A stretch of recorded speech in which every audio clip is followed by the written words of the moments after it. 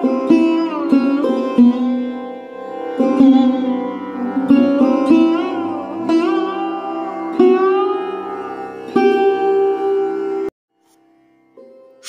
মজুমদারের প্রবন্ধ স্বামীজির প্রেম থেকে নির্বাচিত অংশ, পত্রিকার ২য় বর্ষ, ৩য় সংখ্যা। প্রেমের একটা মস্ত লক্ষণ দেহবোধ থাকবে না। শ্রীরামকৃষ্ণের কথা ভাবলে স্বামীজিরও বহু সময় দেহবোধ চলে যেত। স্বামীজির শিষ্য স্বামী বোধানন্দ বলছেন, সন্ধ্যার সময় মঠে গঙ্গার ধারে পায়চারি করতে করতে দক্ষিণেশ্বর মন্দিরের চূড়া দেখতে পেলেই স্বামীজি ভাবস্থ হয়ে পড়তেন। মুখে কথা সরত না, দেহবোধ চলে যেত। গদগদ বয়ান, চোখে প্রেমাশ্রু ধারা। একদিন ওই রকম বাহ্যলেশহীন অন্তর্মুখ অবস্থায় তিনি স্বামীজিকে দেখেছিলেন অপার বিস্ময়ে। পরে শিষ্যকে রহস্য করে স্বামীজি বলেছিলেন, নিরক্ষর ওই ব্রাহ্মণ পূজারীর স্নেহের গোলাম হয়ে দেখ, আমার অমূল্য জীবনের কত উজ্জ্বল ভবিষ্যৎ নষ্ট করেছি। শিষ্য সেদিন স্বামীজির ভাবটি বুঝে আনন্দে বিস্ময়ে অভিভূত হয়েছিলেন। 12ই মার্চ 1900 সান ফ্রান্সিসকো থেকে স্বামীজি তাঁর আদরের গুরুভাই অভিন্ন হৃদয়সু রাখালকে লিখছেন, গুরুদেবের কাজ এগোচ্ছে না, এই দুঃখ। তাঁর কাজ কিছুই আমার দ্বারা হলো না, এই আফসোস।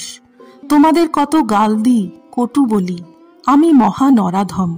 আজ তাঁর জন্মদিনে তোমাদের পায়ের ধুলো আমার মাথায় দাও, আমার মন স্থির হয়ে যাবে।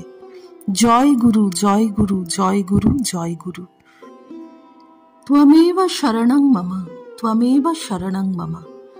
এখন মন স্থির আছে বলে রাখি, এই চিরকালের মনের ভাব।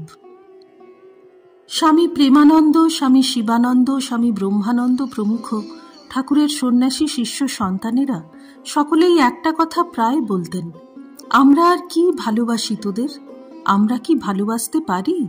সে পারতেন স্বামীজি। যাঁরা এই কথা বলছেন তারা নিজেরাই ভালোবাসার এক একটা জমাট মূর্তি। তাঁরাই আবার তাঁদের আশ্রিত ঠাকুরের ভক্তদের এই কথা বলছেন। তাই আমরা অবাক হই, স্বামীজির প্রেম কি বস্তু ছিল। বাস্তবিক স্বামীজি তাঁর গুরু ভাইদের এমন গভীর ভালোবাসতেন, যার তুলনা বড় একটা পাই না। সময় সময়ে তিনি তাদের প্রচণ্ড গালমন্দ করতেন, কিন্তু পরে নিজে কেঁদে ভাসাতেন। সেই মঠস্থাপনের প্রথম দিন থেকেই দেখুন না কেন, বরানগর মঠে তখন অনেকে আছেন। কথামৃতে শ্রীমুর বর্ণনা, নরেন্দ্র মঠের ভাইদের তত্ত্বাবধান করিতেছেন। প্রসন্ন কয়দিন সাধন করিতেছিলেন। নরেন্দ্র কলিকাতায় গিয়াছেন দেখিয়া সেই অবসরে তিনি কোথায় নিরুদ্দেশ হইয়া চলিয়া গিয়াছেন। নরেন্দ্র আসিয়া সমস্ত শুনিলেন। রাজা কেন তাহাকে যাইতে দিয়াছেন?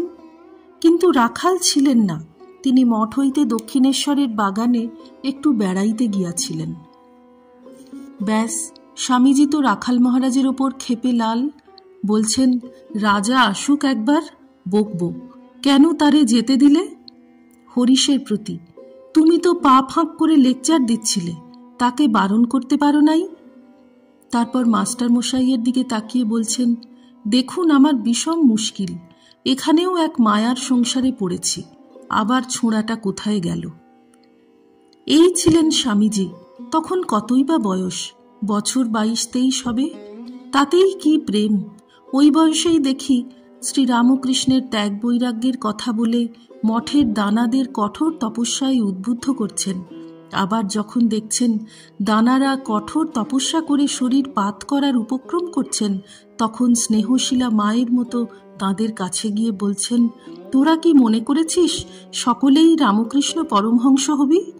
তা হয় না রে। রামকৃষ্ণ পরমহংস পৃথিবীতে একটাই জন্মায়, একবারই আসে। শ্রী রামকৃষ্ণার্পণমস্তু। নিবোধত আজকের পাঠ আপনার ফোনে রোজ পেতে চাইলে সাবস্ক্রাইব ও বেল আইকন দুটোই ক্লিক করুন। রামকৃষ্ণ ভাবধারা প্রচারের সঙ্গে থাকুন।